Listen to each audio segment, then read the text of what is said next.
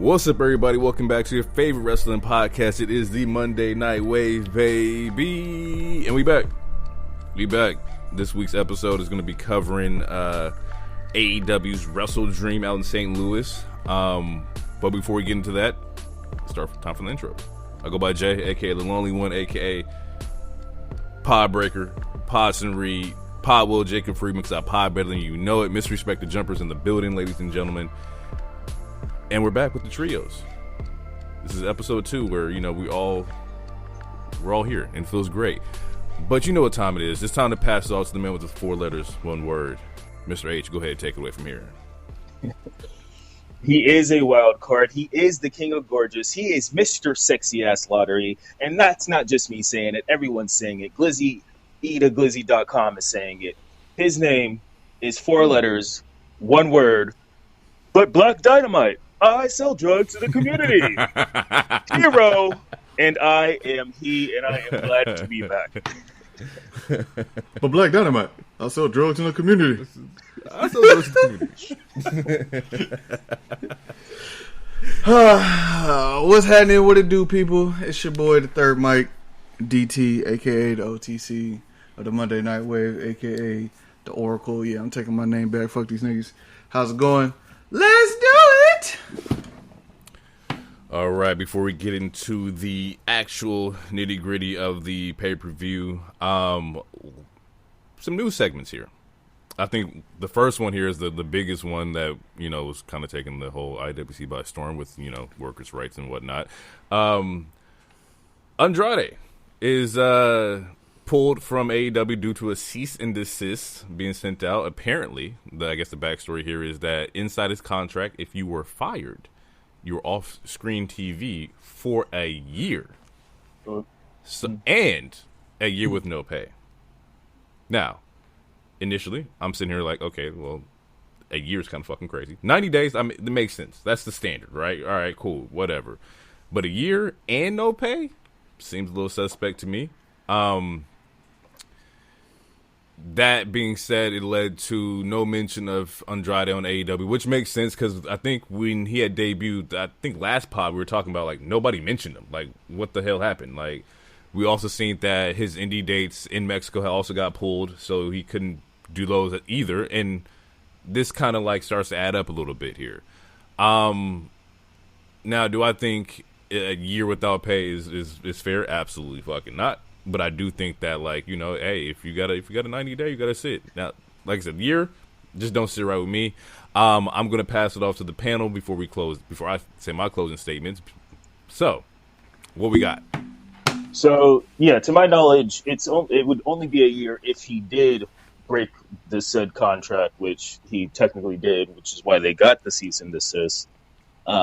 And they would have to go to court for that, which I don't know if WWE wants to spend time doing it. Like, obviously, they got the money to do it, like to go with lawyers and whatnot. But I don't think they want to do that. So I think it's just going to be 90 days. And granted, like he had a 90-day clause based on the way that he was fired because he failed multiple wellness policies allegedly. I don't think that's alleged anymore, but according to the stuff, he failed multiple wellness policies, which is why they let him go. And in that him letting him go, he still did have alleged. Alleged. And then and within that contract, it still said a 90-day. At the end of the day, I don't see how this could not be like. I think how about this? I think all 3 parties have some fault, but I think Andrade has the biggest fault, and I don't understand the narrative that was going on the internet. Like, whether he or his agent did read his contract, there was also a due diligence in AEW that their lawyers should have seen. I don't think WWE is going to be petty, but they fired him, in their opinion, with just cause. He shows up a couple weeks later, like everything's all sweet, and then he disappears. And I think both those parties should have just did their due diligence. Andrade specifically, because he's the one that's running around. Like, to me, he's running around messy. Like, even when he left AEW to join WWE just a half a year ago, that was a mess.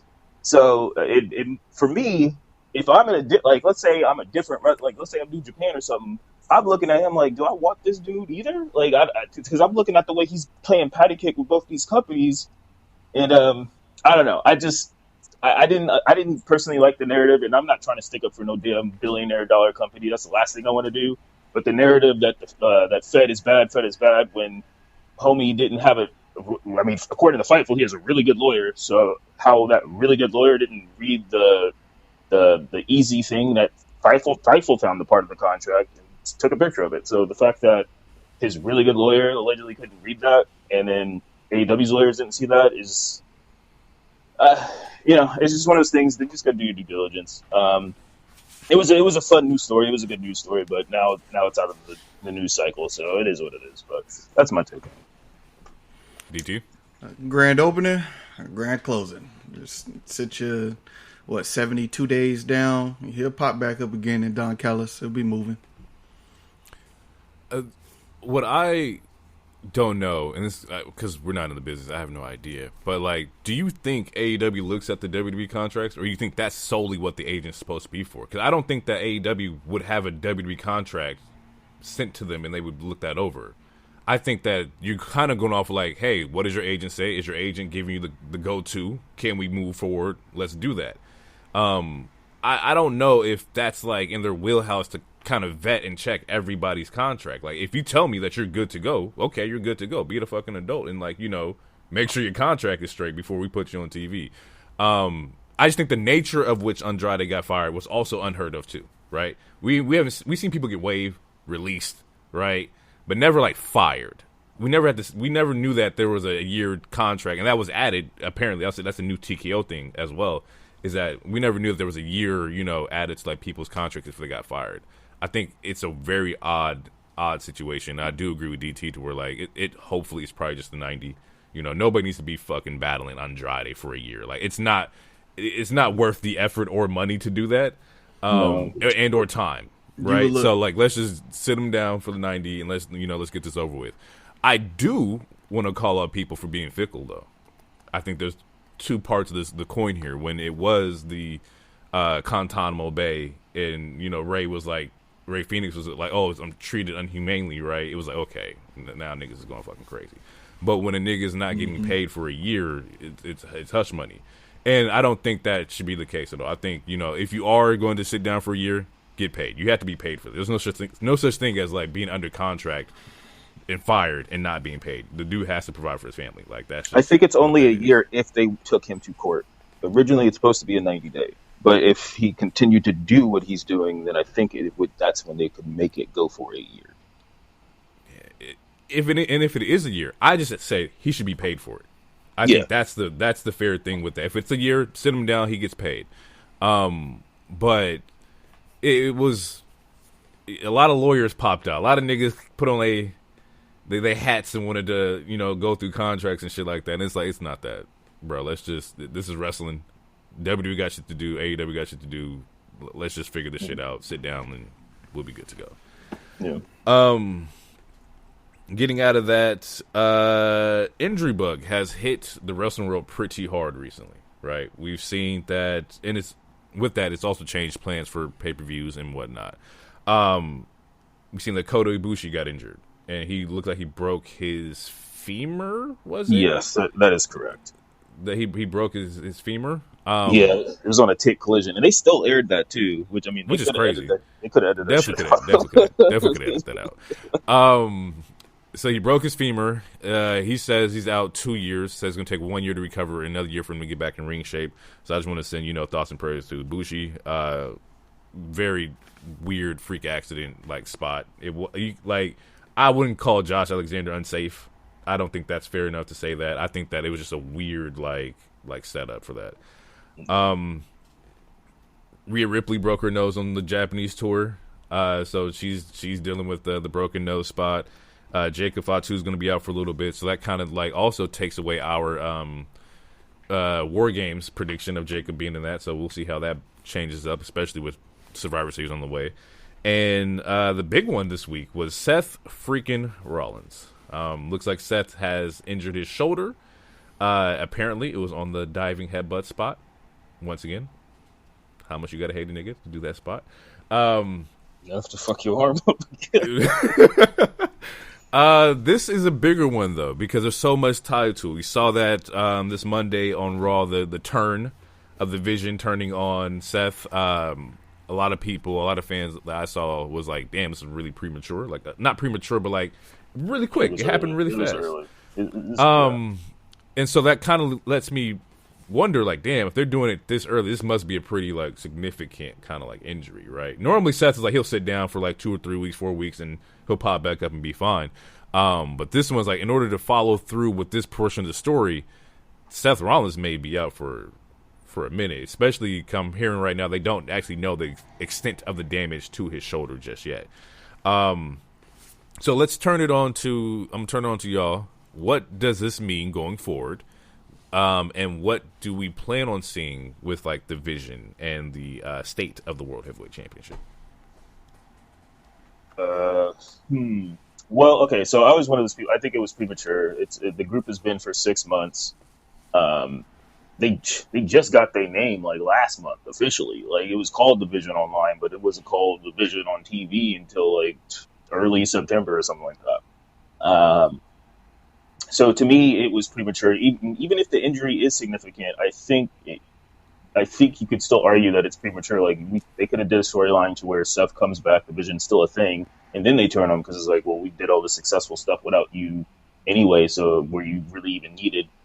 I don't think the turn should have happened. Now that the turn did happen, though, I'm really curious on how this is going to set up Braun Breaker because he picked up the title and whatnot, and we know CM Punk is the number one contender for Saturday Night's Main Event, which is in November or something.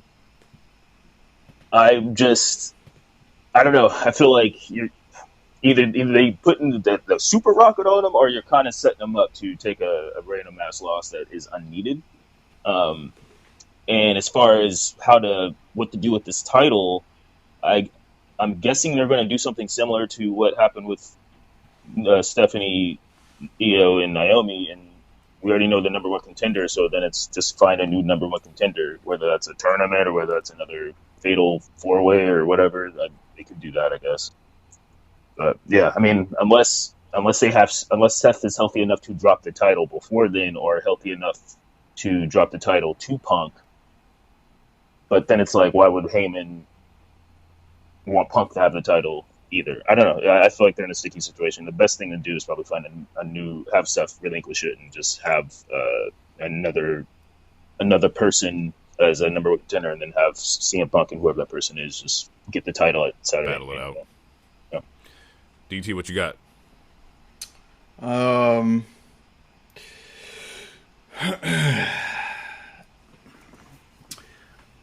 I would have Braun Breaker hold the belt hostage. You would have to pry this belt from my fucking hands. So you got Bronson Reed, you have Paul Heyman, and Braun Breaker. If Braun Breaker is the one holding the belt, he should continue to hold the belt.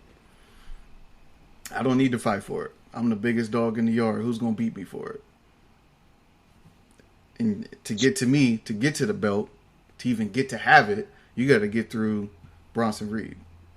So if they're a heel group, they should do heel tactics. Who cares about winning the belt fair and square? Nigga, this is my belt. It was in my group. Have him be an interim. I can see that. And then you still get the Braun and CM Punk for a Saturday Night Main Event, and Seth's music can play, and then that's how Punk wins. Yeah. Jay Uso think it's his turn. LA Knight think it's his turn. Come get the belt. If you really want it that bad, come get it. Ain't no GM gonna stop me. I'm a spirit GM. We gonna start putting GMs through tables. Like, if you're gonna be the heel, you don't need to win the belt. Like, I already got the belt. Come take it from me. Okay, I like that. Try it. I'm not mad at that. I only asked because they're down a man. Do you think they add another man? The rumor was, they already Austin have a man. Theory was. Oh yeah. Yeah. I see what he did there. I got you. Do they add somebody? Because the rumor was Theory was supposed to join the Vision and whatnot. Do you think they should kind of swap Seth out, add somebody in to still have like that 3-man kind of like thing going on? Especially if Braun is going to be like the head of it, you got to keep him like not only healthy, but also like he shouldn't be in the mix like that. If he's the big dog holding the championship hostage, like I don't think I that mean, he should be like I'm touching not gloves. opposed to it. Yeah, no, I'm not opposed to it. Honestly, they probably maybe add a lady because let's say, I mean, based off of some of Becky's tweets, obviously she's upset that her husband got crossed. So maybe add a lady to make sure that Becky doesn't interfere with their plans, with their vision. Um, or just another dude. I mean, there's plenty of people to be called up or who are in catering already. So if they wanted to do that, I wouldn't add Austin Theory. I mean, like, it sounds okay, but I wouldn't do that. I think he was at a point where he was getting like babyface reactions because of how Grayson Waller was acting and the shit that they were going through. So I wouldn't bring him back as a heel, especially because now you got Ilya, who's back. So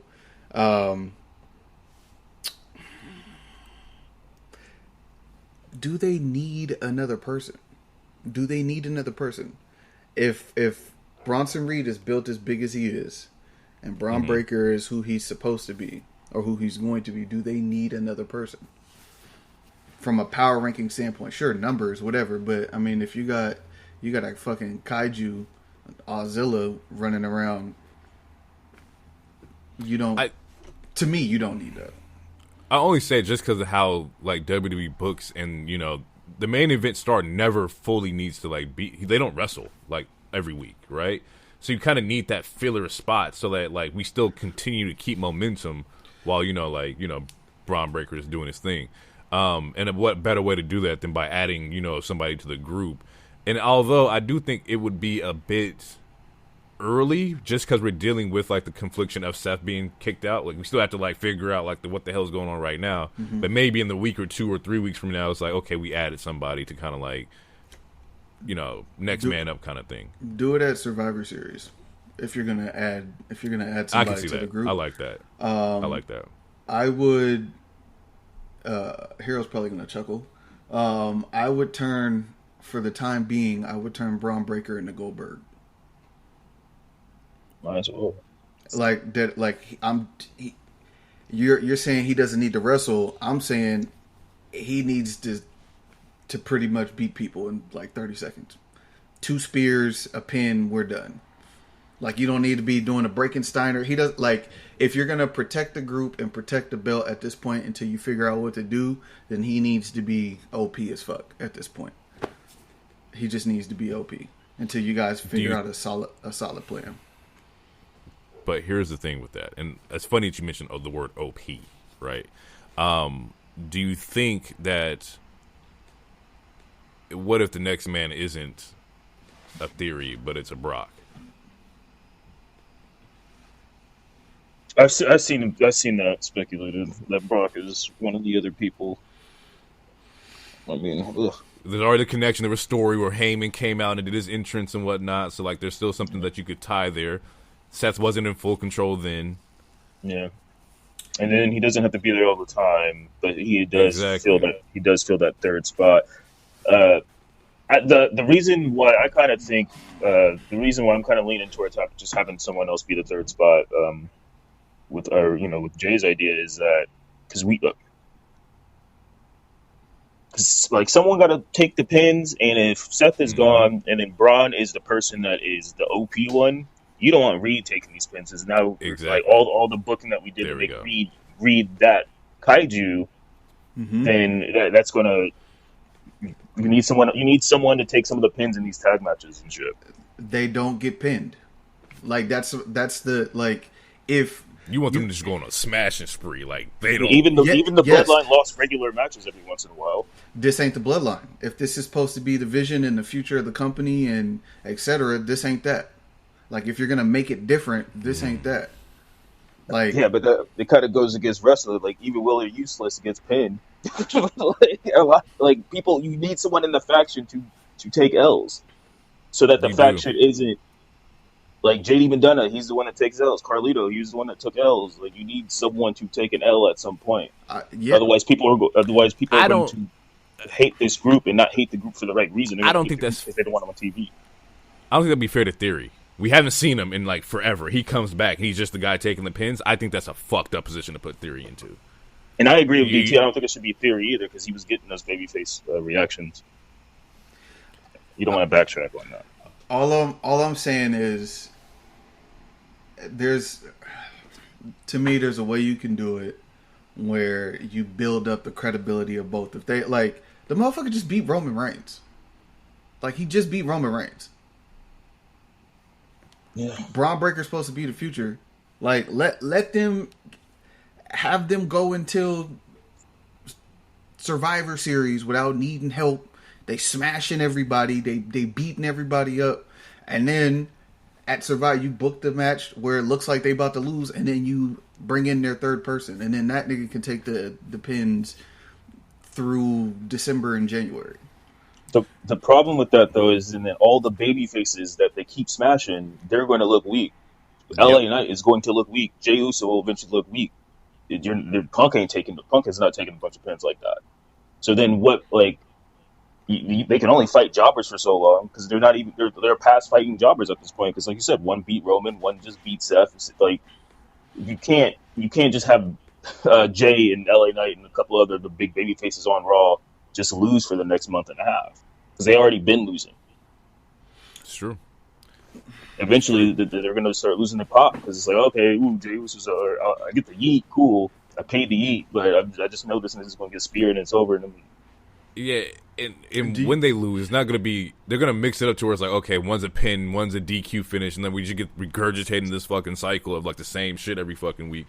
So like, I get it. I see both sides, but I definitely understand what H is saying here as far as like, you know, we need to still maintain babyface like relevance. Speaking of babyface relevance, Sami Zayn, open challenge for the United States Championship. These have been the banger matches. These ones I haven't been watching any SmackDown, but every once in a while I'll get a text from Hero and he's like, hey, check this out. And I do. And 99% of the time, banger fucking matches. Sami Zayn opens the challenge up, and we get a return from the one, the only Mr. Ilya Dragunov here, and big pop for me. That's Mad Dragon. I've been waiting for Ilya to come back.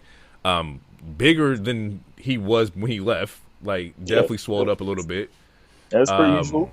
Got the throat tat. You know what I'm saying? Yeah. And, side note, I'm not a fan of throat tattoos, bro. I just think they. I think you need some stuff on the shoulder for the throat tattoo to make sense. So otherwise you're setting yourself up for a lot of jokes. A lot of jokes.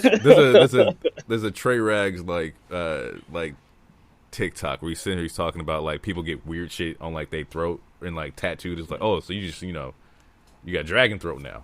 Like that just sound kind of crazy to me. Like yeah. Like, oh, you got a leak throat. Nigga got a leak tattooed on his neck. Oh, you got a leak throat. Like, nah. We got to do the whole thing here. Dom got the mysterious face. Like, I saw someone's like, oh, Dom got that mysterious throat, huh? Like, you just setting yourself up. But the thing is with Dom, at least he has like a lot of other tattoos. So you don't focus on just that tattoo. Just that, but I've seen it. I've seen it. Ilya answers the challenge here, and we get a new United States champion here. Which I'm two ways about it, right? I love it, right? Because now we have like spontaneous something. I don't know. We have spontaneity. There you go. With the belts, which is what we want. We didn't want like the belts to be like sitting in like another 6 and 7 months of a reign, and Sammy's been building the championship back up. And honestly, Sammy doesn't need it anyway because Sammy's the main eventer. Sammy should be the next Rumble winner. We've been saying that here for a while. This was a side quest. Exactly. He didn't need that. And I like that because it puts the mid card back on a person who can benefit from that push, right? However, this is where I have issue with it. No Mello, right? If we can put Sammy in a 1-on-1 match with Ilya and he can drop the title, we could have done the same thing for Mello, right? Mello has proven himself. Mello has a storyline. It could have still helped in the storyline, right? Who's to say Ilya needed to get the belt off of just coming back?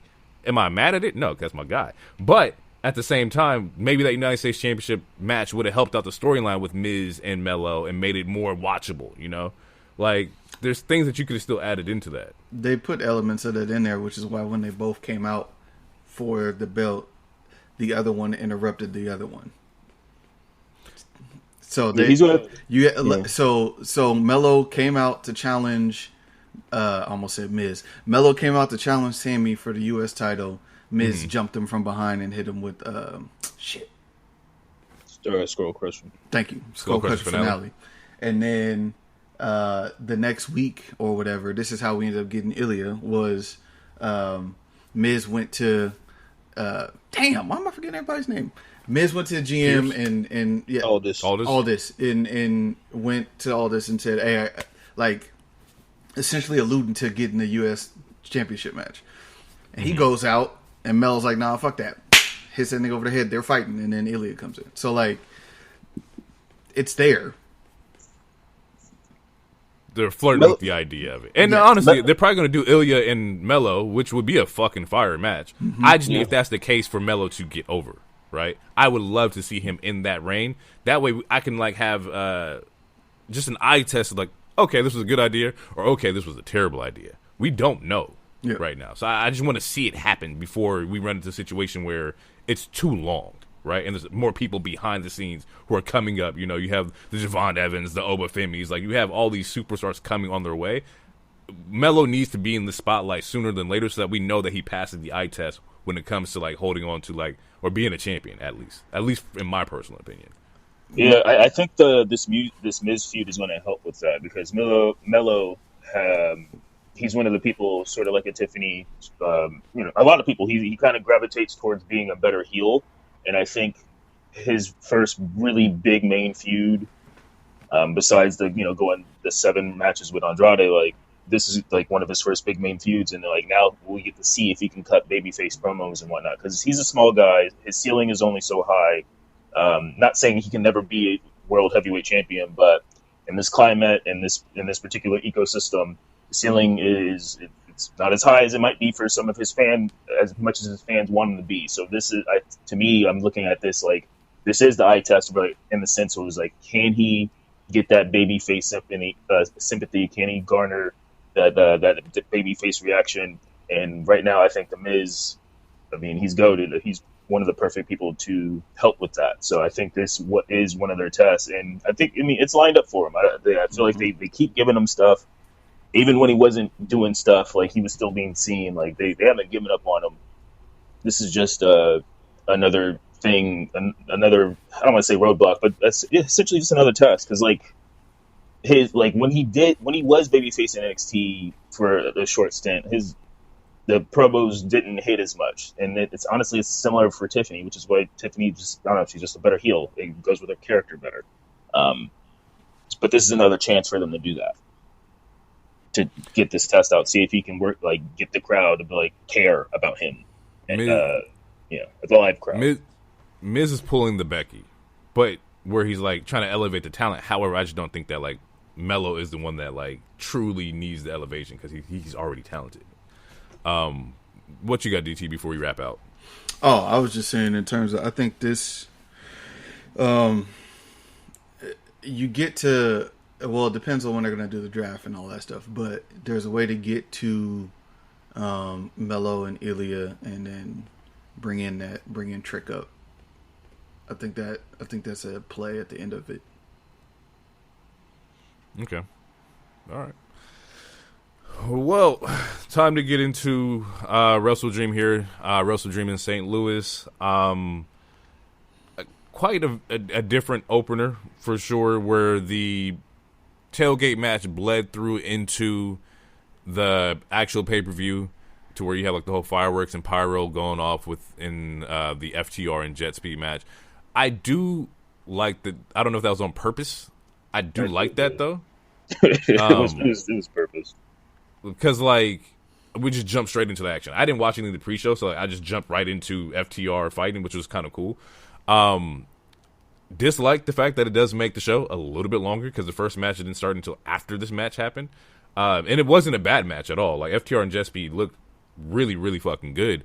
It's just we're extending time here. We're now at, I think the pay-per-view is like 4:30 or 4 hours and 30 minutes, something like that. Yeah. And before we start this review, a lot of these shows we could have cut. There's a couple of the matches that we could have definitely like went without, not saying they were bad, but just as far as like storylines that were necessarily needed to be told, I don't think some of these were the best to be like showcased. I do get that there were injuries that kind of like forced you to change, plot lines. I do get that there were superstars who are now got to sit for a little bit that made you change storylines. But we could have done without a couple of these matches, and I'll talk about them as they go. Yeah. And honestly, it's kind of fucked up. But post the FTR match, we see that they line up with Tekla and Jamie Hayter as like the opening match here. Yeah. And while I do think that Jamie Hayter's a great wrestler and the match was good, I think the match was actually supposed to be Tekla and Amanada, which they never really like focused on. At least that would have made more sense to me as far as like storylines that were being told since fucking January, or June. I think it was June when the Portland show. Yeah, June. Yeah, this one is the one where like, yeah, talented and great, but we could have sat without this one. I do appreciate the fact that there were 3 women's matches on the card, but still, like, which ones had true storyline like benefits from them? Well, to me, this one did have storyline benefits because thank God they had a video package. Something that I've always complained about AEW not doing, but I forgot that Tekla was the one when she debuted. She took out Jamie Hayter, and they did have a lot of 8 women tag matches. So I think there was some story there. Now, was it warranted enough to get its own solo? That's subjective, but the other 2 matches were title matches. So, and we always talk about how even when we talk about WWE, we always talk about like how we want women's storylines that aren't around, like that don't surround the title because people need to do stuff. So, I would say. They should have just cut down the time. It didn't need to be like 25 minutes. There you go. That was it. And a lot of these matches. Every match is a TV show or longer. A lot of these matches we could have done 5. We could have cut 5 to 10 minutes here. Yeah. Yeah. I think Tekla has done a wonderful job of getting the fans to recognize who she is as far as like a character wise and her ability to work. I think for one of the women who came from like out of the AEW ecosystem I think she's done a really good job as far as standing out. The match is great. We'll see where they go from here. As we saw that Amanada kind of came out and backed up Hayter, and we saw the Triangle of Madness kind of still there as well. So not a bad match at all. Could have went without 20 minutes. And that sounds crazy because it's like, oh, we cut the women's matches. Once again, we could have cut a lot of people's matches here. Like, it's not just them. Not every show, not every match needs to be a whole episode of a TV show, and then some. Where it's like, and I'm not saying it should have been 5 minutes either, but we could have got a nice 12. Yeah, nice. I'll round up. Give me a nice 15, and I'm cool. Right, sure. I'm cool. A nice 15, I'm straight. Follow up, we got Jurassic Express versus the Young Bucks. First time we've seen Jurassic Express as a tag team in a really long time. And I'll come out here and say that chemistry was still there. Them boys, They know how to move. Like, Luchasaurus was more agile than maybe I wasn't paying attention before, but he's doing somersaults and shit like that. Like, and especially after coming off the injury, and dude looks good. Like, he looks really solid. One of the things that were the way they kicked off the Young Bucks entrance with them and their expense report was very entertaining. I do like that. Love that. I think that's really cool to kind of see they ain't got no money. I think it was $32.17 that they had in their account. It's so much so that I like the connection that it has with the fans, because the fans are signs of $20 for a picture, or they actually got dollars out on the crowd. And I think that's really cool too. Y'all need some money here. We got $1 for you. Ultimately, thought this match was great. I think it's typical Young Bucks stuff. I don't think if you look for anything like more or less than what they normally do, you kind of got that. And to be honest, I was more so watching Jack and Luchasaurus to kind of see how they perform. And I think that Jack looks great. I think he looks like he's back having fun. And I think that Luchasaurus is also solid. Thoughts? Yeah, it was a solid match. Yeah, I would say it's a typical Buck match. There was points where I was like, can we wrap this up? It's like I picked up food, ate majority of my food, and then like the match is still going on. I'm like, come on, like. But yeah, I mean the spots, I don't have anything negative to say other than just the time limit. It was a fun match. Jack Perry was also dressed like Kraven the Hunter, so he came out with like his whole like Kraven. Yeah, he has a little. Well, he wore that little that what do you call it? That knife pouch thing where you put your knife or a sheath. Yeah, he wore that the other week too. And I do appreciate that they're not going back to Jungle Boy Jack Perry. It's just Jungle Jack Perry because he is a man now, baby. He's a man, baby. You can't go back to the brown trunks and get on top of this nigga's neck. Like, it's just not going to happen no more.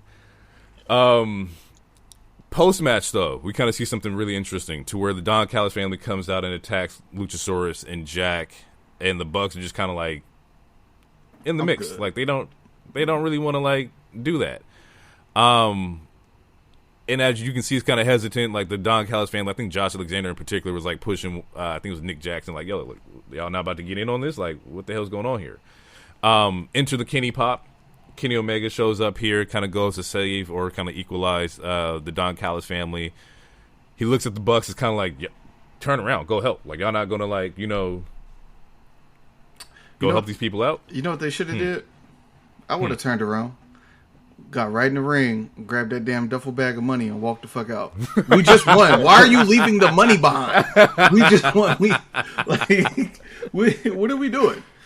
Yeah, I didn't mention this was the $500,000 match. So yes, that was the stipulation here. Yeah, what? Yeah, they should have definitely went out and stole the money. What it looks like is that we're getting a babyface turn for the Bucks sometime. At least that's what they're teasing here. We haven't seen the Elite with Kenny a part of it in probably like 3 years, maybe. I think at least 3 years. Plus, there's a team that kind of turns later on in the show, and we'll kind of talk about that as we get closer to that. But they're teasing the Bucks having no money, having to go back to who they were before, which was just the Elite. So yeah, we'll see where that goes. Tornado Trios match, Hurt versus Demand. This I thought was a great match. I think that Hurt has done a lot as far as like elevating the Demand. Because beforehand we had mentioned like nobody cared about Gates Agony. But like with Ricochet a part of the Demand now, they're working with Bobby and them, they're getting way more screen time. We now know them as like a heel team and whatnot. Also on the line here was a number one contendership for the Trios titles. I think the dopest spot was Sheldon in that German suplex. Out the ring. I think, bro, I think that shit was actually kind of fucking fire, especially for somebody who was 50, and then he follows it up with the dive out. Like, you 50, bro. Like, we gotta like relax. Like, that shit's fucking crazy.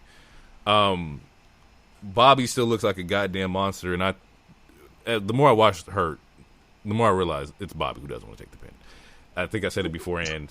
It's definitely Bobby. You just figure this out. There's no one on that roster who looks like they should pin me. Why would I be getting pinned? It's fair. Because Bobby out there looking like a monster. He like there's no one in this company. Like yeah. He you know how cold you gotta be to whoop a nigga's ass in a dress suit and like a button up. He don't even take it off. He just leave it on, sweating through the motherfucker. Like you're not gonna take me seriously enough to where like, hey bro, like you're not gonna fight me correctly. Like you just gonna whoop my ass in dress clothes? Like that's kind of crazy. I think another dope spot was here. Bobby hit a crazy little dominator on Ricochet. Ricochet is really good at selling as well. There was a spot at the end where it's kind of like the Solo Sikoa at Survivor Series match, where it's like the 3v1, and you're gonna take everybody's like finishers and whatnot. And it's originally Ricochet, but Ricochet gets pulled out by Bishop Khan, and now it's Bishop Khan, and he takes the hits for it. A lot of people were confused by like why he would do that, but it's just a callback to when I believe Ricochet ate a spear for him, like on Collision, like a couple weeks ago. It's just showing that like he took the hit from me last time, I'll take the hit here, and Hurt gets the win here. Thoughts? MVP should stop wrestling. That was my thought from this whole match. I will agree with that thought. I put him, Jericho, Sting. There's one other person I'm thinking. They just need to have an old man off, and they just do that, and then the person that wins is the only one that gets to keep wrestling. Everybody else has to stop wrestling. Just stop. But outside of that, because there was times where it looked like he couldn't take the bump because he had to brace the fall. So he waited till after the spot would happen, and then he would fall. Like so I was like, all right, I'm good, bro. I'm good. I'm Gucci. But I don't like. Go ahead. Go ahead. My bad. No, I was just gonna say outside of that, he was gassed as hell. Like even when they had the victory pose at the end, he he couldn't stand up. Like you should just be a manager. Yeah. Just be a manager, my guy. Just be a manager. To piggyback off of that real quick, I thought this whole feud was setting up for them to get another member to replace MVP based off of like what we've seen. But my biggest complaint is, and this is it's a AEW thing, and we will talk about it later at the main event too. Is just the order of matches. You start with a normal match, you go to a stipulation, and then you're back to a normal match. Where it's like you should build up to the stipulation. And it's just, I don't know. Because, like, what's the difference between this fight and the street fight? I mean, not that much different. Not that much different. Happened, like, little less weapons. Yeah. So, it's just, it's just the order of a feud. The match order of a feud just it doesn't make any sense to me. But I agree. Yeah. I agree, because it's like, we seen the street fight match happen. If we were going to do this match, there should have been some kind of like dramatic effect to where like, oh, like MVP got injured in this match or something like that. Something that pushes the storyline a little bit forward here. I do like the fact that they don't hint away from MVP being old, right? He gets jumped all the time. There was a point in this match where he was like, we about to fuck your old ass up. And like they use that to like their storyline advantage and whatnot. But we got to figure out what's going to be the move here.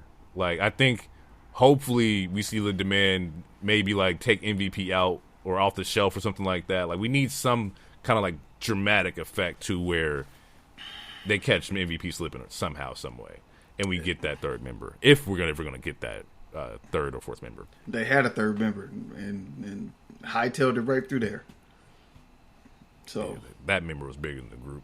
Unfortunately. Okay, what are we talking about? It'd be like that sometimes. It'd be like that sometimes, but still, that shit would have been hard. This sounds sexual. I have no idea what you're talking about. What? MJF, man. MJF. Oh, okay. Oh, yeah. All I heard was, they got a member. It was a big member, too. Like, I was lost. Jesus Christ. On the Lord's Day, you acting like this? Not like Jesus, man. The look on his face, he was so like, what are y'all talking about? Yeah, like he wasn't just with the Hurt Syndicate. No, I think like I forgot, bro. That's a bit too long already. My only thing is who's gonna beat the Hurt Syndicate once they get the trios belts. Because again, that's like they're not gonna be there and not have gold on them. They not. They had the tag belts. They was flirting with the AEW championship for a quick second with MJF. If Samoa Joe really retiring like he say he about to, like, you might as well. You know what I mean? So my question is again, who is going to beat them? I think this first run. My bad. Go ahead. Oh no. No, no. I was gonna say they'll probably squash a bunch of people, and then it will end up being the demand because the demand is the only team they will take an L for. So it might be the demand. Black Power. Yeah, but yeah, I was gonna say I imagine based off of what we know about the world title picture and what happens with Samoa Joe and whatnot, I would imagine that they do lose these trios to the Hurt. So I do believe the Hurt will probably win these. Yeah, I think that kind of like. I think they will get them. I just don't think they'll get them on this first try here, only because of MVP. He's the outlier.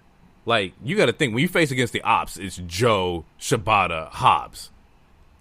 right. But if Hangman enters, what if Hangman cost them though?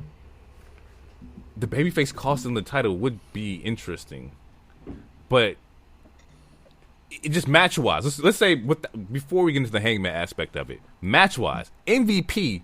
He doesn't match up against any one of those dudes in any situation here. I think he could beat up Shibata in real life and in the ring. I'll give him Shibata. Anybody else, I agree. Even then, think about it in the situation of a pick and roll. Okay, Shibata rolls up the ring, and now you got to go against Joe and Hobbs. Like, oh yeah, no, I would do it. Yeah, he's finished, and I think that's going to be the realization for the group is that we're going to get these trios belts, but MVP can't go. Like, It's been proven. I think Ricochet in the demand kind of stifles him from getting those belts. That's kind of how I think it goes here, but we'll see. My only thing with that is then we'll have a fourth match. I'm like, it's like see, we should split them up a little bit. It's funny you mention that, right? It's funny you mention that we have a fourth match because guess what's up next? A goddamn fifth match between Kyle Fletcher and Mark Briscoe. Now, anybody knows I love Kyle Fletcher. Great fucking talent. Amazing fucking wrestler. However, we do not need 5 matches between him and Briscoe, 3 of which have been this year alone. Now, chemistry, great. They're killing it. But I've seen him do this several times. And Mark Briscoe could not get over the hump of Kyle Fletcher, right? Because does he look like he can beat Kyle Fletcher? No, and that's why I said we don't need another match with Briscoe and Kyle Fletcher. It was a fire match. You could have just stopped that and Kyle Fletcher. Like, wow. Jesus Christ here. Protostar versus Mark Briscoe for the TNT Championship. I need another litmus test for Kyle Fletcher. I need to see him go against somebody else, especially coming after the match with Hangman, to where nobody else should be in your stratosphere, especially nobody in the mid-card, and you shouldn't be going 50-50 with Mark Briscoe if you were just on the edge with the champion. This is something that it took me out of it, because I was like, you're struggling with Mark Briscoe, but I just seen you fight the champion last month, right? And you were putting, belt to ass at some point. Why does the Froggy Bow and Kung Fu Redneck here, why is this the issue for you? Well, to be fair, he is holding a mid-card title. True. That is true. But to answer but to answer your last question, I have no idea. Right. I have no idea. Definitely true. But I mean, yeah. Notes that I have here is the crowd so far was fire. I think the crowd was really into the matches and whatnot up until the last 2. But at that point, it was 11 p.m. for them. And we'll talk about my idea for having earlier start times for all wrestling pay-per-views or promotions. But anywho, crowd was solid. We see that we get there's a powerbomb on the steel steps in here. There's the J Driller on the apron. That was cool. The way that the match finishes, which also was the fuck, was he ends up pushing the ref into Briscoe, does a low blow, right? He has to cheat to get out of Mark Briscoe. I just seen you go head to head with Hangman, and we got to cheat to get out of Mark Briscoe. I need that to make sense to me. But he ends up low blowing Briscoe here, brainbuster, and he eats the first brainbuster. He kicks out the first brainbuster, and then he has to do the super brainbuster, and that's how he gets the win here. But I think this was all overkill for Mark Briscoe per se. And I get that, Mark Briscoe also just won his last match against MJF, so he's looking strong. You want him to look credible. I get that. But, nah. He shouldn't have kicked out the Brainbuster. It shouldn't take a super Brainbuster to beat him. The cheating, I'm fine with. The heels should cheat, I guess. Yeah. But doing a Brainbuster and then a super Brainbuster, you didn't need to kick out of that. No. Similar, like the conversation we had, I think last episode was like the super, AA or whatever, and it's like you kicked out of it's like we don't need that, bro. Or the super Crossroads is what it was. Yeah, super Crossroads. Yeah, that was the conversation. Or the Avalanche Crossroads. Yeah, we never seen that. What are you talking about? what are we doing? I don't know what's up next for Kyle Fletcher. I know what's up next for some of the other members in the family, but as far as Kyle Fletcher per se, he needs to fight a baby face that's not Mark Briscoe. Give me somebody in that mid-card realm that can push him to that kind of limit. Otherwise, it's just going to look like a waste of a push for Kyle Fletcher, and I don't want that to be the case at all. It's going to be Orange Cassidy. Damn, I was literally just going to say.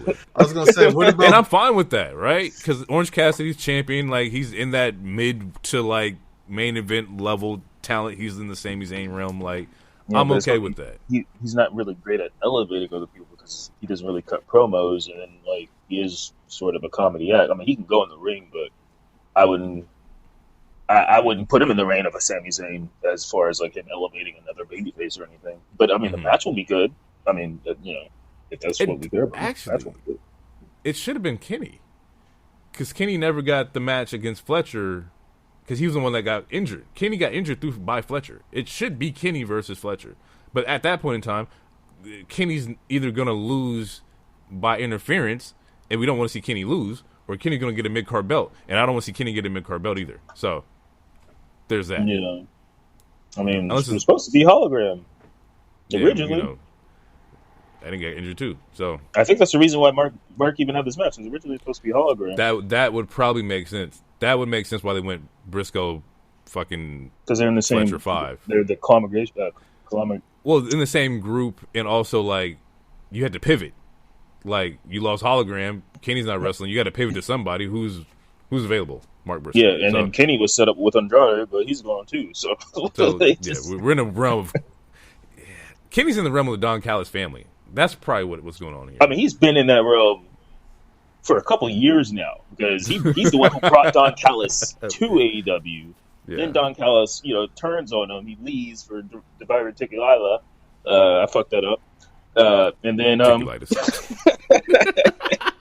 and then he's been fighting with them on and off since. So it's been at least two and a half years of the Callis family vortex, as the kids like to say. Next up is the Women's World Championship match, AEW Women's World Championship match between Toni Storm versus Chris Statlander.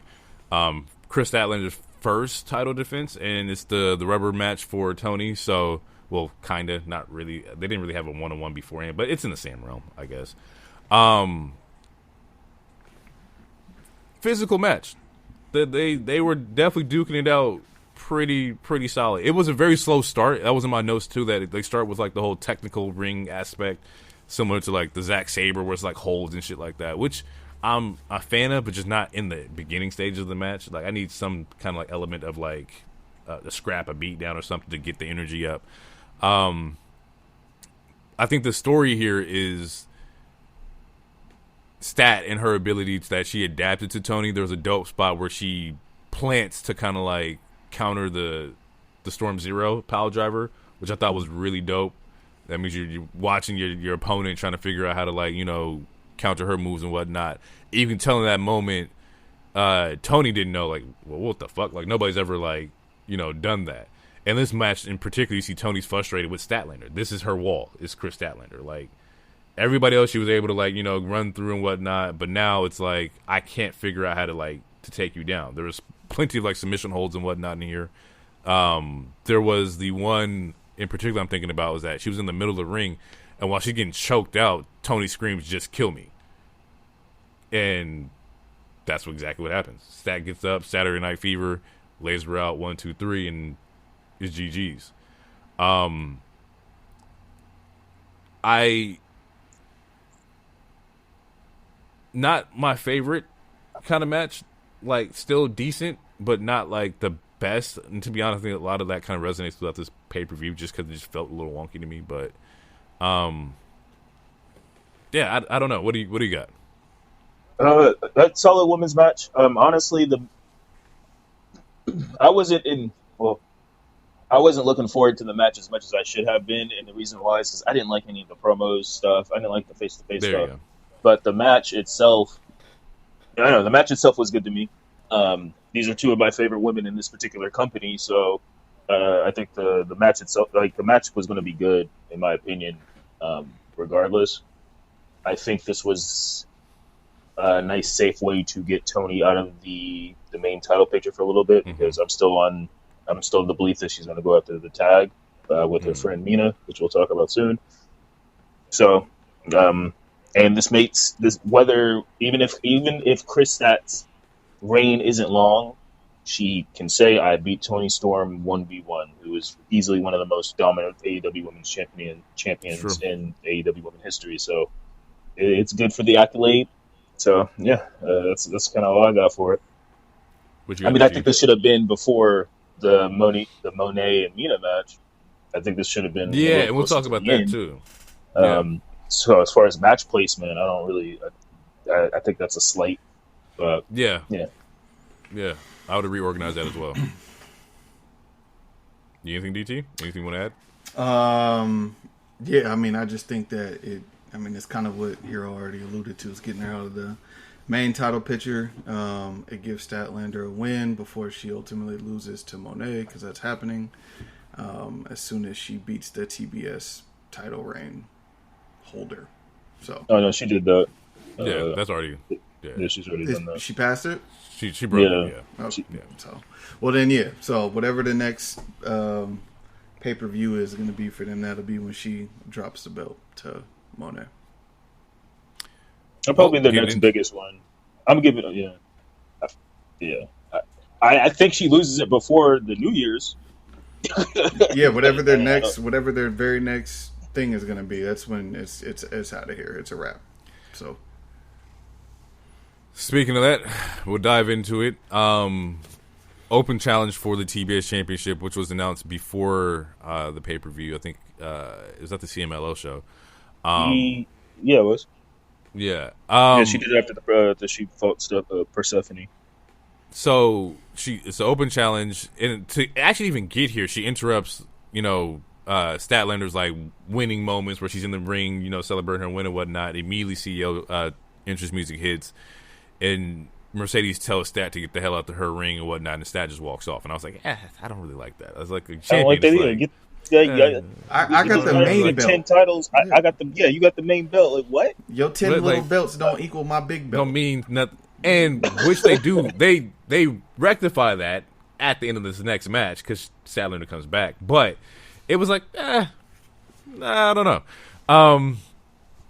She opens the challenge to whoever, and at this point, the speculation online is like, oh my god, who's going to be this like champion? Who's is it? Yeah, because she said it's a champion from any company or whatever. Yeah, so like all over the world. expectations are high, right? They're hella high, and out comes Mina, and I'm like, what belt does Mina have? And I was like, the ROH TV title, and she's the interim champion because the real champion is, well, not real champion, but the other champion is Red Velvet, who's out on injury, and I was like.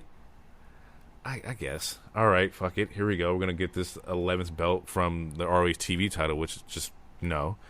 And I was like, visibly, like, all right, bro. However, this match was fucking fire. And a lot of it is to do with, like, Mina. Like, Mina, like, really went to 11 in this match. So much so that we see that Mercedes resorts to like cheating tactics, cheating standards to like get this belt. I think she ends up doing the whole like using the ropes as leverage to get the win here.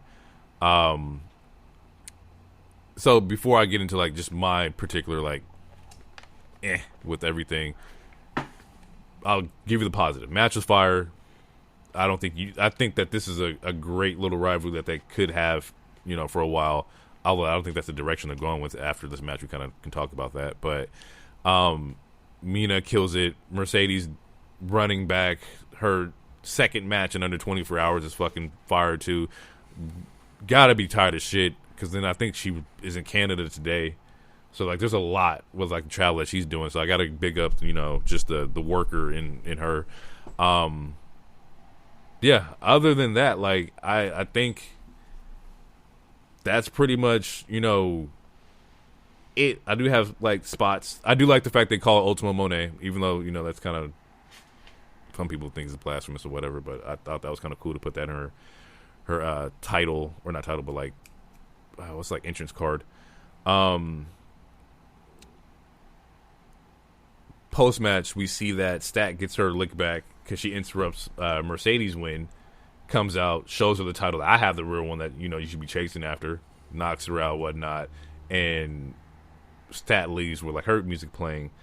And to kind of, like, tie into that, Mercedes calls out Stat later on that night for Full Gear, which happens in November. She already fought Stat once. Maybe twice. No, she twice. Yeah, either twice or three. Yeah. Two to three times for sure. Twice and one. Now, I understand where they're going, and I've wanted to stop a long time ago. I think 10 was like cool. I thoroughly don't think she should get it from her at Full Gear. I think that should be the one that eludes her. I think that adds on to the story of this belt collector thing. Is that you get all these belts, but you can't get the one that matters. I think that ties into like storyline shit that can be great. Also, I think it'd be great for Stat to get put over by Mercedes. Mercedes hasn't lost since Tony. Yeah. So we're Which looking is her at only loss. Her only loss. They're not including tag, but I don't think she's done that many tag matches. Yes, I think that Stat should definitely retain and be, the one to knock, Mercedes down a little bit. Again, and that just be our story. What do y'all have? What's going on? What's the thoughts? So I think this match, as far as this match shouldn't happen. Okay. I don't think Monet needed an 11th. I don't think that 11th should have came from Mina. I mean, I understand that they needed to take it off of Mina for what I predict will be Mina and Tony tag, tag, which is fine. So I guess if it justifies, the ends, then so be it. But I didn't think the match needed to happen. Although, even saying that though, the match was good. These women have chemistry. It's not their first time seeing them wrestle, and it was good. I agree that. How about this? I'm very hopeful to everything you just said. I don't think it's going to happen. But if Stat does beat Monet, and that is the storyline for where Monet just can't get the main one, I'd rather have that than the alternative. But I just think. I have a hard time believing it. It's one of those things where it's really hard to bet against her. Like I was extremely shocked when Tony beat her, and I will be even more shocked if Stat beats her. I think it would be a good look for Stat, and it would kind of deter some of those selfish rumor, you're just being selfish, and kind of deter all that negativity that you see online. So we'll see, but I'm not putting my eggs in that basket. It's going to be hard to say Monet's not going to win this match at Full Gear. Okay. It's also very odd to they announced the match like a whole month in advance. I don't think the dates for Full Gear or the venue for Full Gear was announced yet. I haven't seen anything, but to come out immediately out the gate and it was like, yeah, we're going to do this at Full Gear. All right, cool. And if I'm not mistaken, I think that was her last match. Was Mercedes Stat at Full Gear last year? So it could be a callback to that. I can't remember for sure, but I think that was the case. Anything, DT? No, I don't got nothing positive to say. So fair. All right. Post match, we see that Mina and Tony have this moment backstage where they both say they lost everything. Or Tony says she lost everything. She doesn't have anything. And Mina kind of consoles her, said, we have each other. Which ties into the way I believe Hero was going, was that they're looking at the tag team belts for them. They've obviously are already friends. They would be the first like interim or inaugural AEW Women's Tag Team Champions. It would make sense. Like there's no heel tag team from the women's side yet that would make the most sense. You need a Triangle of Badness, but that's a 3. True, but there's no women's trio, or is there? I think there's ROH women's trios. I'm not sure. No. Oh, there's not. Okay. No. But yeah, I mean, we talked about it on a previous episode. They just Tony, you need to have Tony on TV, and this is the easy way to have Tony on TV. And then Mina, I don't know why you wouldn't want Mina on your TV, for skill wise and for appeal wise. So it's a win-win to me. It's similar to when you made Sasha and Bayley the inaugural. You want your stars on television, and it's just a strong opener. And if they're not on the main, if they're not in the main title picture, I mean, when you got to keep Tony away from it just for a little while because she's been so dominant for the last 2 years or whatever, it makes sense. Yeah. Getting into the World Tag Team Championship match, Bandito versus Okada and Konosuke, and I had a blast with this match. I thought this was fire.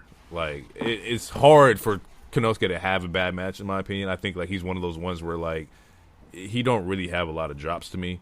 But they fucking killed this. Even from the aspect of like there's in-ring ability and in-ring storytelling that's happening as well, and just regular storytelling between Okada and Konosuke. Mm-hmm. Even on the side of Brodito with there's promos earlier this month where it was Bandito took fault for losing because of his shoulder injury and whatnot, and Brody's like, hey, you got to pick yourself up. I didn't like necessarily the way Brody's screaming at him in the ring to like, kind of like, hey, you can do it. It's very Naruto anime-like, and I was like, well, I get power of friendship, my nigga. What you mean? Yeah, and maybe I'm just not a friend of that shit, or a fan of that shit, but like, I was like, all right, sure.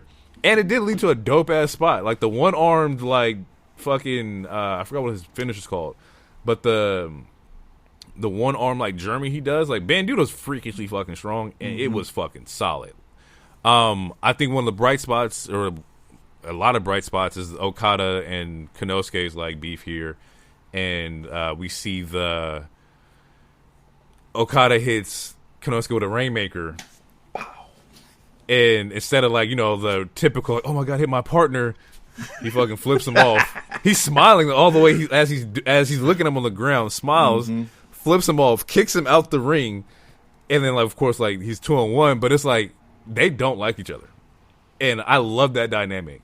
I didn't know who was going to win or who's going to take the pin in this match either, and to also see Okada also eats the pin in here was definitely surprising as well, too.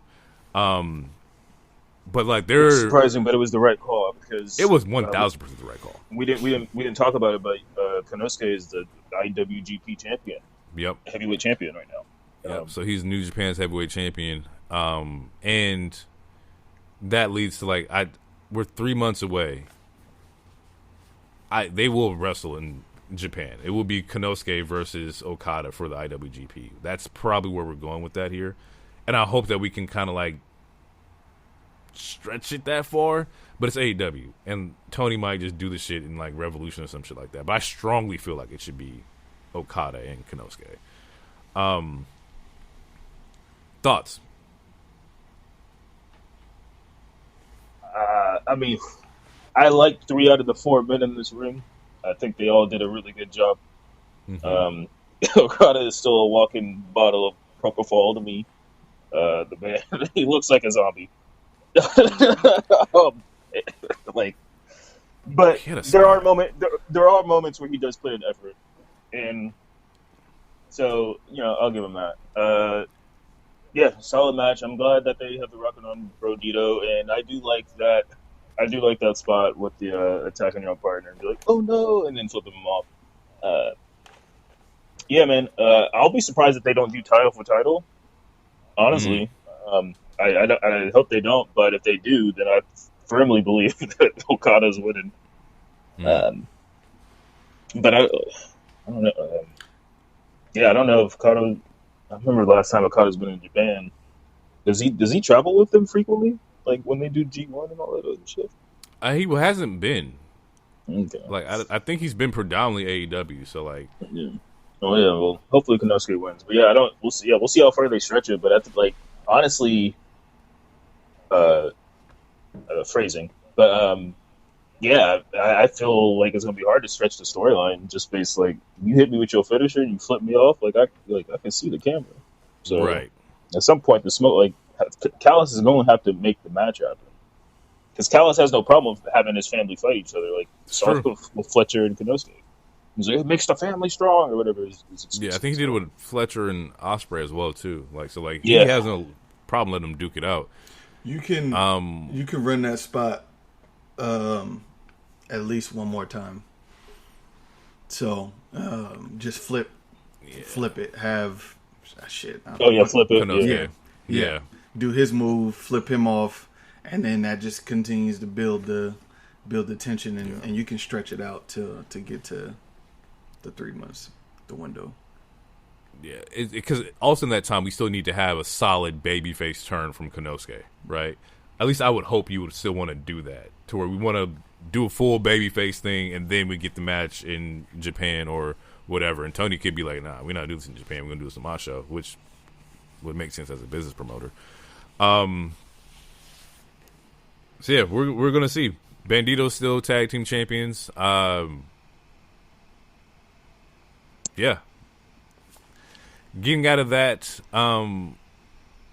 World Championship, AEW Men's World Championship, Samoa Joe, Hangman Adam Page, 1v1. Now, I was initially like kind of confused. I was like, why is the champions not closing the show, right? Like that should be like they should be main eventing the show. The order of the show in general was out of whack. I would highly, agree to that. Especially with knowing how the I Quit match ended. There's no reason that we could have done the I Quit match beforehand and did this. Well, we'll talk about that one particular spot, but yeah. Joe versus Hangman. Once again, the backstory between this was, Joe didn't like the way that Hangman's been operating and walking around. You haven't beat me. There's not a lot of backstory to this. I think this is one of the matches where, like, there's not really, like, too much that would make me think that Joe would be this mad at Hangman. Yeah, it's just... it's like... Check yourself in. I don't appreciate it. Yeah, like, you disrespect me. It's like, I guess if that's enough for Joe, like, I guess. But, like, there's not a lot of, like... Especially come out the story between, like, Mox and Hangman. Like, there wasn't a lot of, like, story elements here. Nevertheless, still a solid match. I do think Joe got gassed a little bit. I think there was definitely parts of this match where he was feeling it. The stamina meter was blinking. It should be 25 minutes, bro. He's a veteran. He's seasoned, bro. The match ain't got to be that long all the time. Nah. I feel like, and most people have great matches against Joe. Not saying this match is bad by any means, but like it was definitely for me like a C+ match. Yeah, especially for the world champion. To go off what you were saying too is just I didn't like the face to face either because it's like that promo was good. Joe's promo was good. Hangman, if you listen, like if every Hangman promo since even before he won, like when he became a full babyface, like he is so complimentary, and it's like and the way he phrases his words is not like how a normal human talks. And then he has his Batman voice, so it's just like I'm not going to do an impersonation right now, but I will eventually. But like he's so complimentary. He's always giving niggas compliments, and I see myself a lot in you, and you work really hard. And when this match happens, I want you to give me your best. I need you to give me your best because when the bell rings, you're gonna have my best. Like, bro, and it's every opponent. But like, you don't need to compliment everybody. He's a Goku. Yeah, bro. I'm like, he be letting. I want to see your full power. All right, let's cut the games. Let's really go there. Yeah, are we done training? But fuck all that, bro. Like, I don't know. I don't like it. I mean, like sometimes it's like I don't know. Sometimes it's okay, but you can't. He was doing it with Kyle. He did it with Joe. and it's just I don't know. So I agree with you in that standpoint to where it's like, even though this match, I mean, technically it was only built like 2 weeks ago, it was hard to get that fire to where it's like, yeah, it was hard to believe. Like, damn, Joe, you really that's mad over this one thing? Now the Hangman says I think now he officially says I beat you, and then now we're gonna I'll let you get to the end, but that's my thing. The match itself was fine. Yeah, like it didn't need to be that long. Yeah, it was serviceable. It didn't have to be as long as it was. Just to like not have those moments where you see Joe gas, because like Joe can still go, but Joe he doesn't need to be in. Same way Goldberg doesn't need to be in a 20-minute match. Joe doesn't need to be in a 20-minute match. He can go. He can, Joe been tagging. He ain't been doing singles. So like the energy level is different, right? So like when you tagging us in the apron, like you're not using as much, energy. So we're now like this is his first like 1v1 in like a minute, yo. So like I understand why he was gassed, like, but I don't know. We could have. It's hard to say don't put your champion on the main event or on the pay-per-view, but damn, man, we could have went without like this one in particular. I feel like it. And based on the way it ends, to me, it still could have main evented. I mean, true. I prefer this ending over the main event ending. Yeah, I mean, it still could have main evented, and I think it should have. I mean, just because it's your world champion. Granted, the other feud has a bigger story. So if we're WWE does it all the time when it comes to Royal Rumble winners. Like, well, this one has a better story, so this is why they're main eventing or whatever. But it's just, yeah. There's some takeaways. I had some notes here, and one of my takeaways is like Joe's not taking a bump moonsault from nobody. Like he does his gimmick is like the walkway while niggas in the air. I do love that, right? That's fire. Hangman goes for this moonsault a couple times, and the one that he actually gets off, he overshoots him. And I think it was on purpose, but like Joe's not taking no bump moonsault. Not happening. Joe also has one of the dopest moves with the whole like I think it's called I forgot what he calls it, but he's in the corner where they run at him. It's like a Uranagi in the corner, and he's like, sit your ass down. Yep. Like, that's just fucking fire to me. And then the finish of the match, it took 3 buckshot lariats to take Joe out, which also proves how sturdy Joe actually is. So I do like that element as well. That shit was fucking fire to me, too. Post-match, though, we see that, Hangman puts his hand out, gives Joe praise. They're raising arms in the ring and whatnot. The ops are there. And then the turn happens where we see this is Joe, Shibata, Hobbs just dog walking Hangman, right? Just stomping him out or whatnot. We get this really cool like camera shot of Joe and like the whole like heel turn face where he does, and I thought that was kind of cool. This led me to believe one thing, right? Because earlier we found out that Hurt's going to be fighting them, right? And I was like, well, it makes sense if they did a heel turn because nobody boos Hurt. It's impossible to boo Hurt. So you need a true heel in this element, right? And what better way to have the ops turn into heels? Also, the word ops should be signified with heel tactics. Like, it makes sense. This is course correcting. I'm okay with it. You shouldn't be ops and be baby faces. That just sounds dumb. If you're gonna be ops, be a heel, do heel shit, and be out of there. Also, for mention like Hurt, like once again, you can't be a heel and we chant we hurt people every time like they hit the ring. So it makes sense. Yeah. I mean, I think it's hard for people to boo Joe though too. Like, it's true. With Joe, no, it's true. One of my other notes was like having the crowd chant "Joe's gonna kill you" to the baby face is crazy, bro. Like you come out, you're the world champion. You are the newly world champion. The crowd's like "Joe's gonna kill you." That's tough, bro. That's a hard way to go out. So we'll see what happens with the storyline between Joe and Hangman. I don't think it's done by any means, but we'll see. Main event was the I Quit match. DT?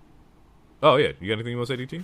Yeah, I think like I'm getting to this point where, especially when like the wrestlers are saying they're gonna retire, like I'm just in a space of appreciation.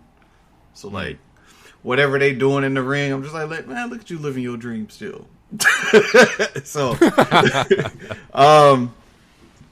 as far as the ops and the Hurt Syndicate, so now that we've talked about the heel turn, I would love to see the ops jump MVP backstage. I think that would be the play. Like whoop that nigga's ass backstage. I think that should definitely be the play. So, and it's like right before, it could be some shit like right before the match, MVP is like, oh, I gotta go to the bathroom or whatever the fuck, and I'll meet y'all out there or something stupid. So you can see the plays coming, you can see it's happening. They come out, the crowd chanting whoop de wop, and then Joe and Shibata come out, or Joe and whoever come out, and then you see MVP getting jumped in the bathroom, on the Tron. Tease the match. The show that way. Yeah, tease the match. Yeah. It's about to happen, but then it don't happen. And then it's MVP getting beat the fuck up. I would love to see that. Yeah, I think that's a solid play. Especially because we need y'all to be heels. We need y'all to do something really crazy, take somebody out. Yeah. And that also opens up the story for Bobby and them. Yeah. Main event, Darby, Jon Moxley, I Quit match. It's gotten more and more tame. Which is crazy. This is way... I thought this was going to be way worse, bro. Way worse. It was so bad. We got... Look, he said no. He I said thought it was gonna be way worse. He said that for a reaction. He don't really no. believe that. I swear to you, I thought it was gonna be way worse, bro. Compared to what I've seen Darby do. In his nail, bro. I see the nigga Darby jump off the ladder into pure glass. Yeah, well, that's stupidity. But a nigga gets drowned on television, bro. We got a fish tank in the middle of a ring. Somewhere, two words that shouldn't exist at all together. At all. I was like, I ain't never seen a fish tank in the ring before. And I'm like, what the hell are they gonna do here? And I'm so fucking sick, bro. I'm like, piranhas. It's gonna be like leeches or piranhas. That's what's going on here. But then I thought about it. After I thought about it, I was like, nah, we don't want Peter getting in this. We can't have that happen either. And I was like, if Peter care about leeches, what are they gonna do here? Things, bro. What are we gonna do here? And besides the nail fucking skewer thing and the tank, that was it. It was mad tame, bro. That was it because they've already done a lot of other shit the last 2 years. They're running out of ideas, bro. I'm telling you, someone is going to get shot in 2027. I'm telling you, because at this point, you've done everything besides fight on top of a moving train. I would watch that. It was I would watch that too. I thought it was gonna be really OD because AEW does OD shit, but this was fine, bro. Okay, yeah, the nail spot was fucking wild, and he got fucking almost fucking tortured in the tank. Listen, I just got to say this. I don't think there will ever be a time where I will be a sicko. My stomach turned. I got nauseous watching that. I'm not gonna lie to you. That made a nigga queasy.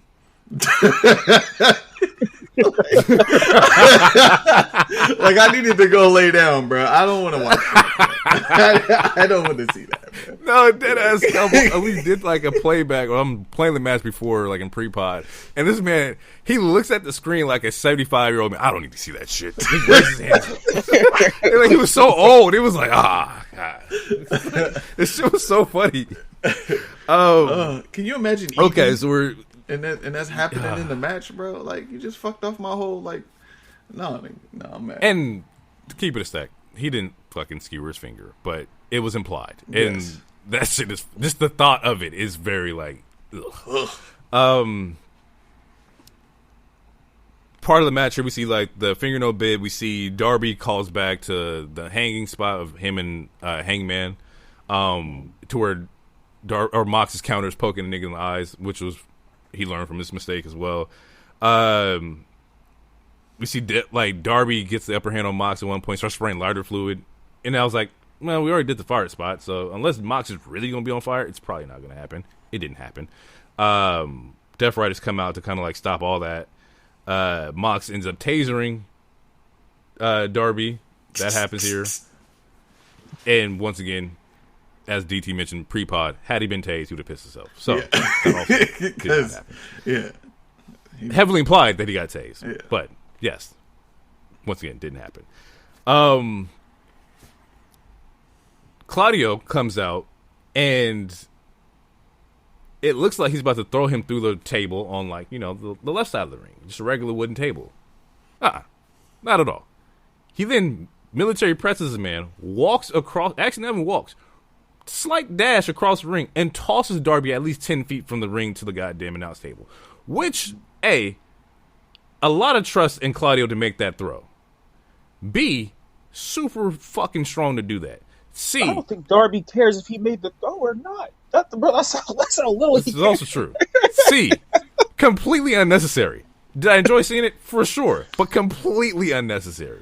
Bro, he treated that nigga like a bag of ice at a picnic. When the ice is still where you don't get the cubes, and you pick the bag of ice up and you just start slamming it on the ground and throwing it everywhere. That's exactly what he did to him, bro. He treated that nigga like a bag of ice. Ridiculous. It's so I'm like, damn, because Darby hits that table hard as fuck and actually like bounces off. Like it was a pretty fucking brutal spot. We then get Pac dragging him from the table to the table on the left side of the ring. He gets paradigm shift through the table, and at this point, Mox goes in the ring and like he's telling him, or no, he's outside the ring. He's like, hey, he needs to quit. He's too dumb not to quit. Like he's not gonna do it. Like you need to call this match off. Talking to the ref, like, hey, call this match. He can't keep taking all this punishment. Like, and at this point, I'm like, is Mox going to say he's gonna quit because he knows Darby can't quit? It's like I can't keep fucking punishing him like this. That doesn't happen. We then see. Or go back. He says, Mox says to the ref and to the crowd, y'all don't care about him. Like, y'all keep enabling him. Y'all don't care about the well-being of Darby because y'all keep, you know, backing him in, like, his dumb shenanigans. At this point, as I'm watching, at this point, Mox is a babyface. I'm like, you're right. He's not wrong. This is a building full of sickos. Like, you gotta stop this shit. For the nigga who put a plastic bag over Bryan Danielson to be like, hey, bro, we really gotta, like, stop this, lets you know how far this nigga Darby's going, which is just fucking crazy. Which, timeout. Great promo for Dynamite. The jail cell promo, like, or not jail cell, but what do they call the room? Like, interrogation? No, it wasn't interrogation. It was an interrogation room. But it was a dope promo. Like, it was a really well shot promo. Yeah. And inside that same, and inside that same promo, he's talking about, like, Darby's like, oh, this is all about what you did to Bryan, which also is a callback because last year WrestleDream was when he fucking did that shit to Bryan. So there's a tie in there. In that same promo, Darby's like, I would have joined the Death Riders. I understand the mission. I understand what you guys are trying to do. Which is also very telling in that same thing, too, where, like, I get what y'all are trying to accomplish, but you just gone too far. Getting back to the match, though, we then see the Death Riders pull out a tank and buckets of, like, water. And I'm like, well, what the fuck is going on here? And at first, like I said before, piranhas, leeches. Something's going to attach to his face. At this point, I'm like, this is what's going to be, you know, get people to be really upset because they're going to do something fucking crazy. You were right about that. No. You were right about that. And even then, still wildly tame. I can't believe that's how far we come. We're drowning. It is. No, that's not. It's true. It's like I've seen some weird shit in AEW. This is tame compared to, like, it's fucked up, but it's true. He's drowning Darby in this tank, like full head in the tank, and I'm like, I've never seen this before. Very, very, very fucking weird. I've never seen this before. He's drowning. He pulls him up, telling him to quit. Darby's like, I'm not quitting. Darby's whole face paint's gone. Darby needed to invest in that Jeff Hardy face paint, but like he was submerged underwater. It's not sweat. and that's on top of sweat. That's true. That's true. Yeah, bro, he need to invest in Jeff Hardy paint. he's drowning this man in this tank, and Mox is begging him, please, bro, just quit. Like, get the hell out. Like, stop. Pulls him out. He doesn't quit. Throws him back in there. Pulls him out. Mox is frustrated. The fuck? He's not gonna quit. Lights black out. And at this point, I'm like, okay, well, nobody's really gonna help Darby. Like, Swerve is gone. Hangman's gone. Kenny's back there watching it all happen, which is kind of crazy, but whatever. He's fighting a whole other family. It's true. It's true. And lights pop back on, and it's old man Sting. Sting gets a crazy pop. I love seeing Sting out there.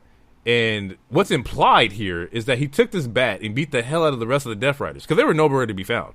This old man with his bat put hands and feet to everybody because the Death Riders were in the ring. And when lights come back on, everybody's like wasted on the outside. He comes in, breaks the tank. So now, this is where the less sicko part of me comes. I was like, hey, bro, this glass. There's a huge shard of glass, like, in the ring. Because he decides to, like, break this goddamn tank.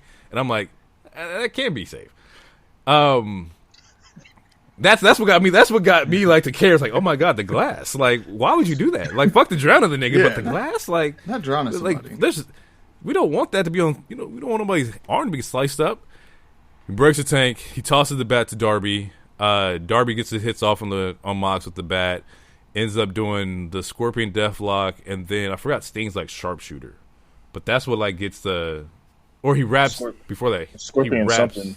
Scorpion something. I think it is a Scorpion Deathlock. I think the cutter that he does is something else, but Darby wraps the AEW flag around Mox's neck. He's choking him with that, and then he gets him to the Scorpion Deathlock, and that's how like Darby gets Mox to say he quits. The flag, I was kind of confused on like what the fuck, like why did he do that? But when I watched that promo this morning again, he had mentioned that he was going to choke him with the flag and make him say he quits. So that's just a callback to that promo.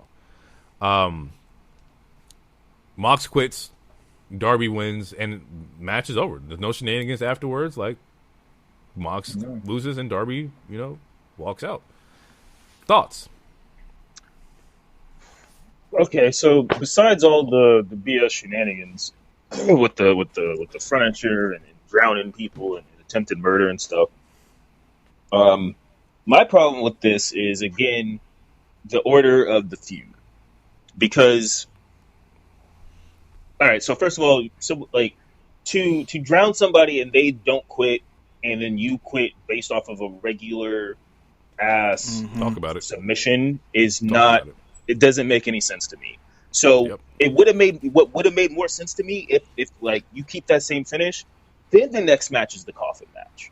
That would have made more sense because, I quit, but I'm still here. I'm not dead. Then you have the coffin match. Like that order would have made more sense. So drown him and then put him in the coffin. Yeah, something like that. Just anything like. Just feud order wise, that part doesn't make any sense to me. And then the other part is we don't hear him say "I quit." It wasn't just a WWE thing, but like old school wise in general, like you would have like the ref have a mic. Have a mic. The production side of yeah, and like so not hearing not having that moment. I mean, it might as well just been a submission match at that point then. If that makes sense, like not having that moment where you can hear it, on big audio, hear John Moxley physically say "I quit," that would have hit a lot more. So those are my problems with the match. The match itself, it was a Darby Moxley match, so I will not be more negative than what I feel like I've already been. But I just the order, because to me. Is this feud done? Because it doesn't feel like it is. No. Because technically Moxley is still 2-1 against Darby, if not 3-1. Because he beat him last year. He beat him to get to Bryanson last year. And then he beat him in the coffin match. And he was like, okay, cool, you made me say I quit. But I'm like, so I'm very, we're going to have to let it play out. But I'm very curious to see how is this feud done? Because we seen Moxley get hit with a flamethrower, and he was back that following Wednesday. I'm expecting him to be back this following Wednesday. Mm-hmm. So now what? What, Jay? What is the rubber? What is the match that ends this feud? What is the match that ends this feud?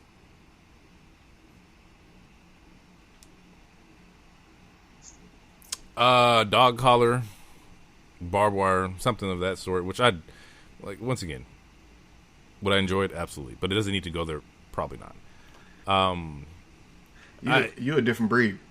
You're a different type. Just telling you. I'm just telling you how it is, man.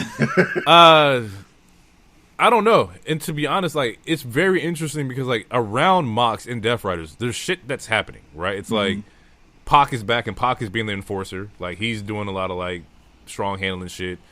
They just added Daniel Garcia. It's like, there's elements of the group that's changing, and I don't know if Mox has a clear touch on his group. It's the same way with, like, Seth and the Vision. Like, I think that, like, while there's shit going on and you're obsessing with Darby, like, something's happening and you're not seeing it. So I don't know what the next match looks like, and I do agree that it's probably not done, because if you want to keep it in the same, like, in the realm of these 3 pay-per-views, they're 1-1, so it's like we gotta, like, finish it somehow. Do I think that Darby needed the win? Absolutely. Do I think that it makes more sense that he got the win at this pay-per-view due to what happened last pay-per-view? Absolutely. Do I think Mox is going to take another L? Probably not. Like, he's just lost against Hangman. He just lost against Darby. A third L within the span of 6 months. Just I don't know. I don't think that makes the most sense. I do think that, like, the show, as far as, like, production, and you were talking about it to where, like, you needed the mic to be there. I think that there were elements of the show that could have been shot a lot better. I think they missed out on the German spot with Shelton. Like, because we only seen the back half of, like, you know, Ricochet go. It was implied that he tossed him out. There's a couple, like, shots in some of the other matches that I kind of said. And this is just me nitpicking and whatnot. And then also this match ended really quickly. I think because they're now on WB, there's a time slot now. You only have a certain allotted, like, time. So for, like, the HBO Max show, you can only go until 9:30. It's a hard cut. So having that earlier match of FTR kind of bleed in, kind of like made it to where this back half, it just felt rushed. It felt like it was unfinished. It was like, oh, he choked him out, Scorpion Deathlock, he quits, and credits roll. But yeah, so I don't know. To go back to your original question, I don't know what the next match looks like. Have we done Steel Cage? Like, I think that, like, that could be done. Street Fight wouldn't do it. Like, I don't know, nigga. First, best 2 out of 3. Winner gets the Glock. I don't know. I don't know what's the next. Like, Gets the Glock is crazy. Like, I don't know, bro. Like, it's undetermined right now. Here's my thing, and I'll ask you for this, and it might sound counterintuitive or whatever the case, but how do you get rid of the rest of the Death Riders? Because the cage ain't gonna stop it. We've seen that before. No. Kidnapping doesn't work. Yeah. No. Putting people in body bags don't work. So how do you have a one-on-one, a fair one-on-one match between these two people? You don't. And that's the thing. Like, when I mentioned it last week, I think I was like, oh, the feud that with Claudio turning on Mox would make the most sense, right? As far as, like, Claudio becoming the leader or Pac or whoever, because it has to be done internally. It has to be somebody in the group's like, I don't believe in you anymore, and we're gonna take you out, similar to how, like, you know, you took out Danielson. Like, it has to be internal, because otherwise it's a 5v1 every single time. It has to be internal. I just don't know who is going to be the guy to flip that switch. I think it should be Pac. If I had to choose between Claudio or Pac, I'm going to choose Pac, because Pac can cut a promo. It does look like he would be the one to do it. He has been heavily involved in a lot of their stuff lately. But yeah, I don't know how you get a fair my one. only thing is real quick is that Pac already took like 2-3 losses since he's returned, so that part kind of sucks. But yeah, if I had to choose, anyway, my vote. Does Pac still have his hair? No, he cut this off. Is he like bald? What are you implying? Is he all the way bald? Oh no. He wait, you didn't see it? It does look rough. No, he's short now because he used to have long hair, but yeah, now it's like short. Yeah, okay. As long as he got hair, then yeah, I would. He can be the next one. This nigga, Jesus Christ, Jesus Christ. Yeah. To give it a rating, to put a stamp on it, for me, it's probably like a 7.5. Like, I think that's being generous for me. Out of 10? When did we start doing 10 ratings? I thought we always my did bad. 5. Out of 5, 3. Okay. 3. I actually liked the majority of these matches, except for 2. The main event and the Monet match. So, I would probably go like a 3.5. That's just me. I'll do it too. Okay. Yeah. Room for improvement. Room for fucking improvement. I mean, just take away some of these. Take away some of the. You don't have to take away a match, but take away some of the time of some of these matches. Like collectively, yeah. Yeah, not every match needs Or to be 20 minutes. Just earlier start time. Give me That as well. a 12 p.m. start time, and I'm cool. Like a 12 p.m. 4-hour show, cool, we done. 10 a.m., cool. 3 p.m., cool. I'm fine with it. It's just like I think it's a little hard because of the college football on Saturdays. It's true. But you might have to take that bullet because like everyone's staying up until midnight. And that ain't it either. Because if you're gonna give me long matches, at least push the show back. Like that, I'm fine with that. You mean forward? That's cool. Push it forward, because back would be later. Yeah, push it forward. Yeah, I guess. Yeah. All right. That was our WrestleDream episode here. Do we have anything you need to get off your chest before we get out of here? Anything that we did not touch? Like and subscribe. Follow us on all the socials.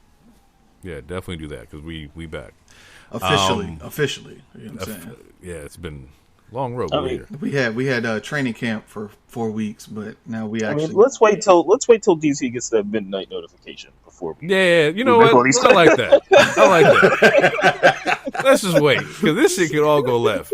I was really excited too when that shit came through. I was like, I got it. Yeah, let's just hold off on the excitement. We still don't know yet.